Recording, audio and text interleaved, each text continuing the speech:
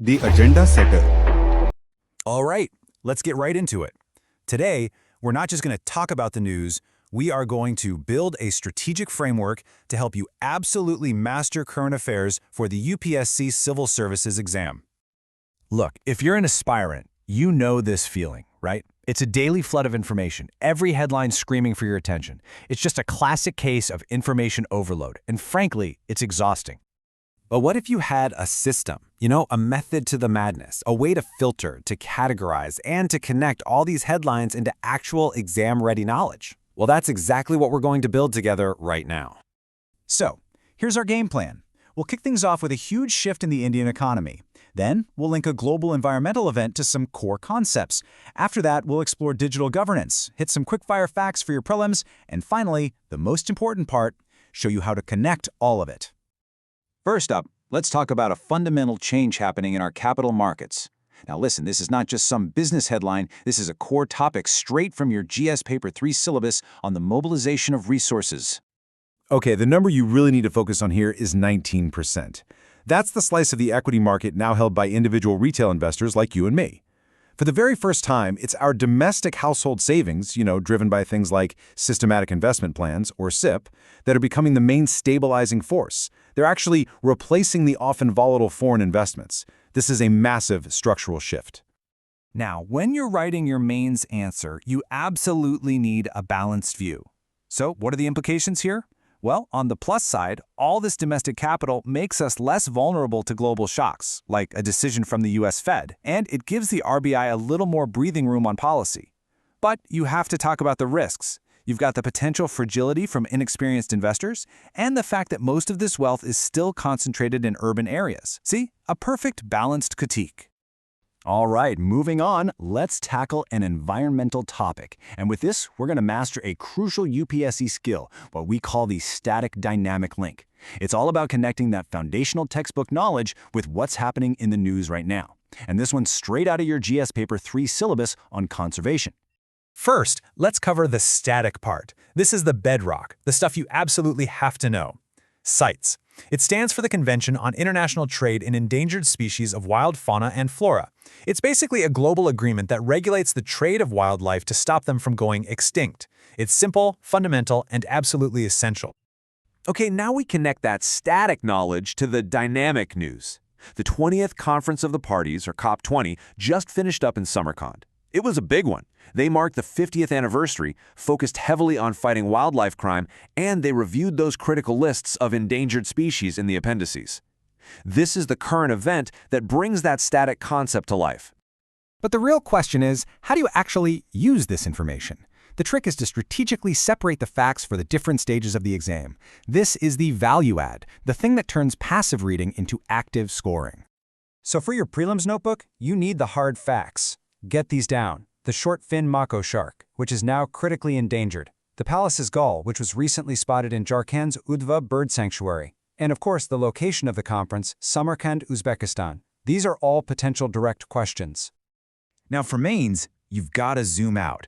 You use the COP20 meeting as a case study. You can analyze the effectiveness of international conventions like CITES. What are the real challenges in enforcing these rules? What are the successes we can learn from? This shows real analytical depth, not just rote memorization. Next up, let's dive into governance in the digital age. This is a fantastic theme because it beautifully connects social justice from GS Paper 2 with technology from GS Paper 3. Let's start with a number, 8.6%. Now, why does this number matter so much? Well, that's the proportion of India's population that is tribal, and that context is absolutely crucial for what we're about to discuss. This is the Government Swasthya Portal. Think of it as a centralized database for tribal health. It's specifically designed to tackle the huge burden of diseases like sickle cell anemia and malaria in these communities. Now here's the key takeaway for you. This is a perfect, ready-to-use example that you can literally lift and drop into your GS Paper 2 answers on welfare schemes for vulnerable sections. Now let's pivot from tribal health to another part of governance, technology and self-reliance. And that brings us to our next number, 70. This is the number of technology transfer agreements that New Space India Limited, or NSIL, which is ISRO's commercial arm, recently signed. So what does this actually mean? It's a brilliant illustration of how a science and tech development connects to the bigger national picture. We're talking about ISRO's incredible technology now being moved into the private sector. This isn't just about rockets, it's about building a self-reliant industrial base, which aligns perfectly with missions like Vocal for Local and that long-term vision of a developed India by 2047. All right, let's switch gears completely. Time for a rapid-fire round of high-yield facts that are just perfect for your prelims revision, cutting across both GS Paper 1 and 2. Okay, here we go. 3 key facts for that prelims notebook. First, the burindu, an ancient musical instrument from the Sindh region, a direct hit for art and culture. Second, a Supreme Court ruling on Section 306 of the Indian Penal Code, a key update for the judiciary section. And third, the Lakpati Didi scheme, a prime topic for social justice. Oh, and here's a bonus for you. Remember Mahakavi Subramania Bharati, a key personality for GS1, a social reformer who famously attended the 1907 Surat session. So, we've covered the economy, the environment, and governance. But now comes the final and, I think, the most important step, connecting the dots to see that big picture. This is what separates a good answer from a truly great one. So, let's trace the thread here. It's like a chain reaction. First, you have a stable domestic economy, right? Anchored by our own retail investors. That creates the financial foundation. That's step 1. This stability then fuels our ambitious tech goals, like commercializing space through NSIIL, that's step 2. And finally, these tech and economic advancements become the engine that powers our long-term national vision of Viksit Bharat. That's step 3. You see? It's all connected. And that brings us to the end. But the learning doesn't stop here, does it? So my question to you is this. What other news item from this week can you break down using this framework? Think about it. The syllabus mapping, the static dynamic links, those interdisciplinary connections, give it a try, because that's how you turn passive reading into active strategic preparation.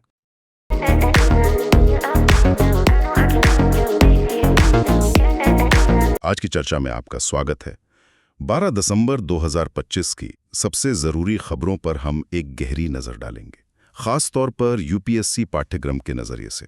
बिल्कुल। और आज की खबरों में ना एक बहुत बड़ी कहानी छिपी है जो भारतीय अर्थव्यवस्था के चरित्र में आ रहे एक बुनियादी बदलाव की ओर इशारा करती है। अच्छा। हाँ, ये कहानी है आत्मनिर्भरता की, जो शेयर बाजार से लेकर अंतरिक्ष तक दिख रही है। हम इसी धागे को पकड़कर पर्यावरण, सामाजिक न्याय और तकनीक से जुड़े मुद्दों को जीएस पेपर आए 2 और 3 के साथ जोड़कर देखेंगे। बेहतरीन। तो लक्ष्य सिर्फ ये जानना नहीं है कि क्या हुआ, बल्कि ये समझना है कि इसका मतलब क्या है और परीक्षा के लिए ये क्यों महत्वपूर्ण है। चलिए शुरू करते हैं। तो सबसे पहले वही बड़ी कहानी, अर्थव्यवस्था। खबर है कि भारतीय शेयर बाजार में विदेशी पोर्टफोलियो निवेशकों यानी एफपीआईज का दबदबा ऐतिहासिक रूप से कम हो गया है। हाँ, उनका स्वामित्व 15 महीने के निचले स्तर पर है। और उनकी जगह कौन ले रहा है? हम और आप, यानी घरेलू रिटेल निवेशक, जिनकी हिस्सेदारी अब लगभग 19% हो गई है, खासकर एसआईपीज के जरिए। सुनने में ये बहुत अच्छा लगता है, पर क्या यह वाकई उतना बड़ा बदलाव है? ये सिर्फ बड़ा नहीं, ये एक स्ट्रक्चरल मतलब एक संरचनात्मक बदलाव है। इसे समझने के लिए एक एनालॉजी लेते हैं। बताइए। सोचिए, पहले हमारी अर्थव्यवस्था एक ऐसी नाव थी जो वैश्विक हवाओं के एक झोंके से, खासकर अमेरिकी फेडरल रिजर्व के फैसलों से डगमगा जाती थी। एफपीआईज पैसा खींचते थे और हमारी नाव हिचकोले खाने लगती थी। मुझे 2013 का टेपर टेंट्रम याद है, जब बाजार में हाहाकार मच गया था। बिल्कुल वही। लेकिन अब हर महीने आने वाले करोड़ों एसआईपीज के रूप में हमने नाव में एक लंगर डाल दिया है जो उसे बाहरी तूफानों में भी काफी हद तक स्थिर रखता है। यही है आर्थिक संप्रभुता की ओर बढ़ता हुआ एक मजबूत कदम। वाह, ये नाव और लंगर वाली एनालॉजी से बात एकदम साफ हो गई। तो इसका सीधा असर हमारी नीतियों पर भी पड़ता होगा। मैं आरबीआई की मौद्रिक नीति के बारे में सोच रहा हूँ। आपने बिल्कुल सही नब्ज पकड़ी है। क्या अब उन्हें फैसले लेने की ज्यादा आजादी मिलती है? बिल्कुल। यहीं से मुख्य परीक्षा के लिए हमारा पहला तर्क बनता है, आरबीआई के लिए पॉलिसी मेकिंग फ्रीडम में बढ़ोतरी। जब अर्थव्यवस्था विदेशी पूंजी के आने जाने पर कम निर्भर होती है, तो रिजर्व बैंक को इस बात की चिंता कम होती है कि ब्याज दरें बढ़ाने या घटाने से एफपीआईज भाग जाएंगे और रुपया अचानक गिर जाएगा। हाँ, इससे आरबीआई बाहरी दबावों से काफी हद तक मुक्त होकर केवल घरेलू जरूरतों जैसे महंगाई को काबू करना और विकास को गति देना के बीच एक बेहतर संतुलन बना सकता है। ये फिस्कल रेजिलियंस यानी वित्तीय लचीलेपन को बढ़ाता है। सुनने में तो ये सब बहुत अच्छा लग रहा है कि भारतीय निवेशक ही बाजार को संभाल रहे हैं, लेकिन मेरे मन में एक डर है। कैसा डर? ये जो लाखों नए अक्सर अनुभवहीन निवेशक बाजार में आए हैं, क्या ये एफपीआई से भी ज्यादा घबराकर पैसा निकालने वाले साबित हो सकते हैं? कहीं हम एक विदेशी अस्थिरता को एक घरेलू अस्थिरता से तो नहीं बदल रहे? ये एक बहुत ही जायज और जरूरी सवाल है, और यहीं से हमारा दूसरा मेंस पर्सपेक्टिव निकलता है, इस नए मॉडल के जोखिम। इसमें दो बड़े खतरे हैं। पहला, जैसा आपने कहा, अनुभवहीन निवेशकों का व्यवहार, जो अक्सर हर्ड मेंटालिटी मतलब भेड़ चाल का शिकार हो जाता है। सही बात है। और दूसरा, धन का संकेंद्रण। ये निवेश ज्यादातर कुछ बड़े शहरी केंद्रों से आ रहा है। अगर किसी वजह से बाजार में घबराहट फैलती है या इन नए निवेशकों का विश्वास डगमगाता है, तो ये बाजार में एक नई और शायद ज्यादा अनप्रिडिक्टेबल अस्थिरता पैदा कर सकता है। तो इसका समाधान क्या है?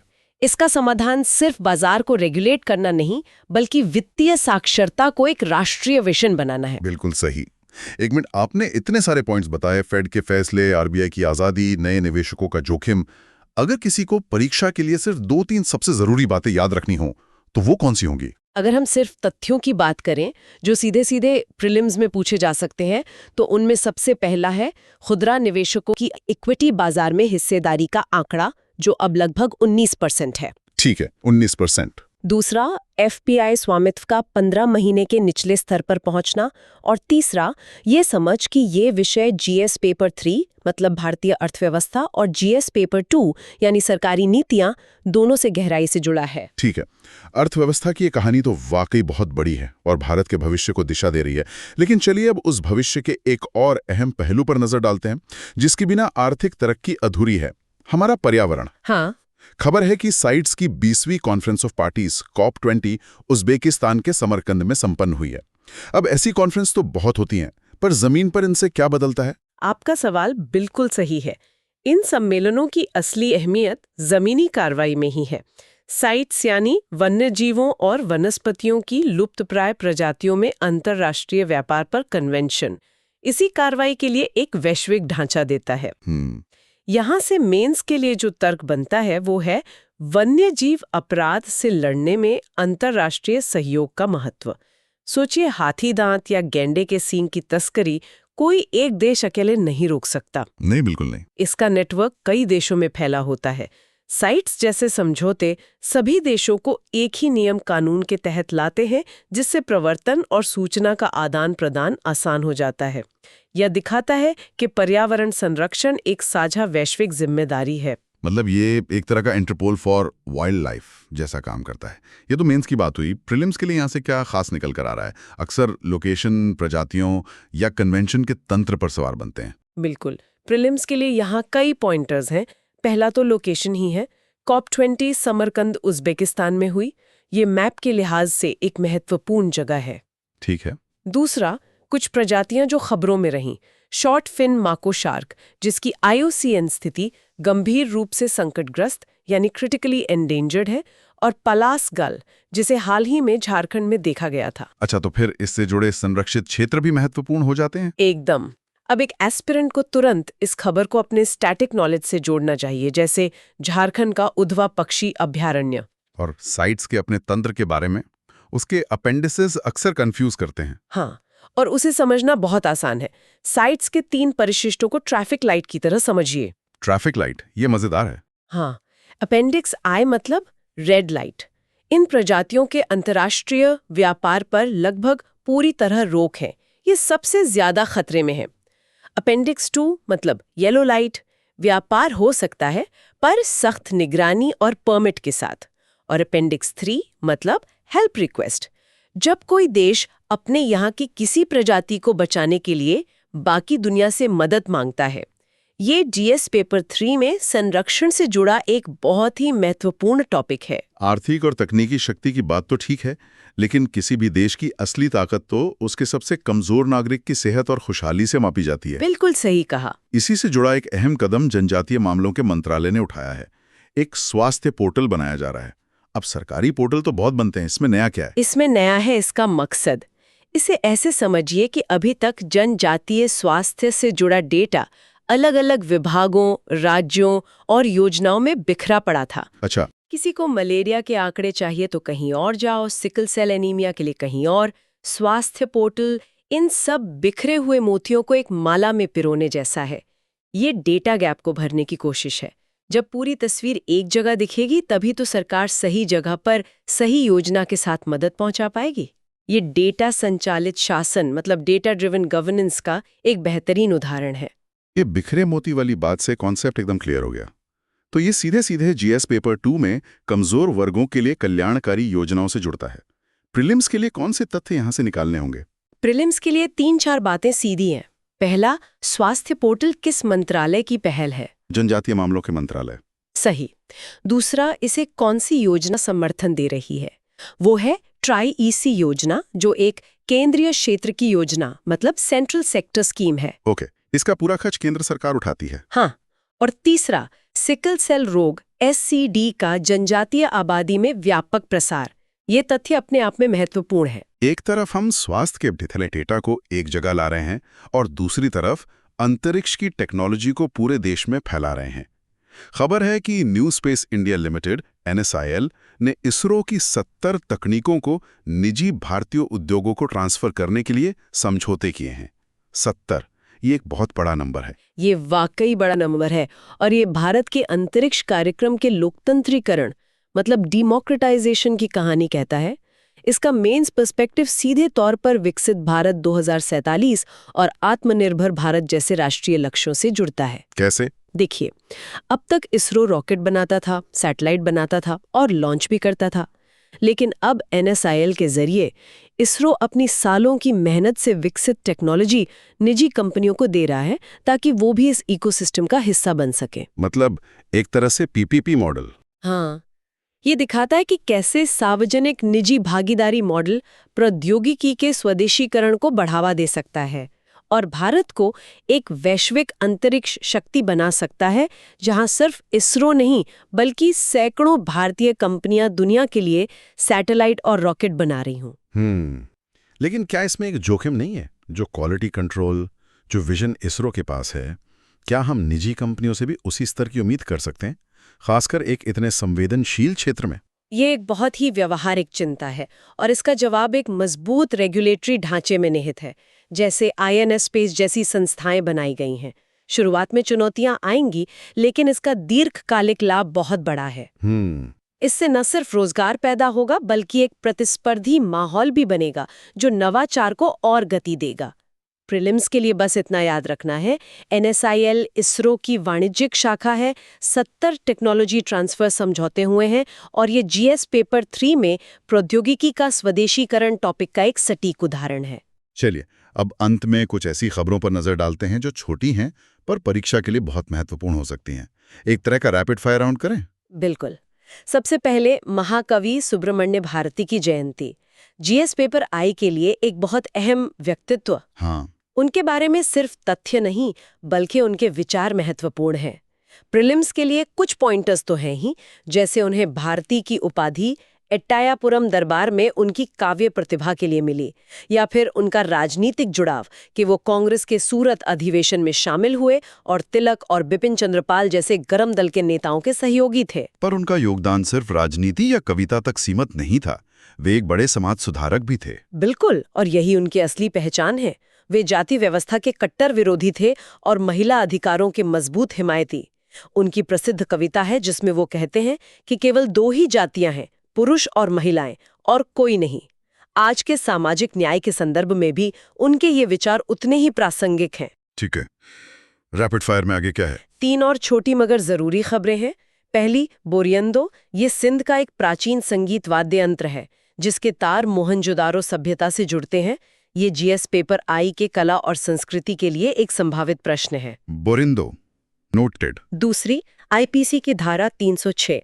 सुप्रीम कोर्ट ने एक अहम फैसले में कहा है कि आत्महत्या के लिए उकसाने का आरोप साबित करने के लिए एक निश्चित और सक्रिय भूमिका का सबूत चाहिए। सिर्फ अस्पष्ट आरोप काफी नहीं है। ये तो कानून के दुरुपयोग को रोकने की दिशा में एक बड़ा कदम है। बिल्कुल। और तीसरी है लखपति दीदी योजना। सरकार का लक्ष्य है गुजरात जैसे राज्यों में 10 लाख स्वयं सहायता समूह यानी SHG की सदस्यों को इस योजना से जोड़ना।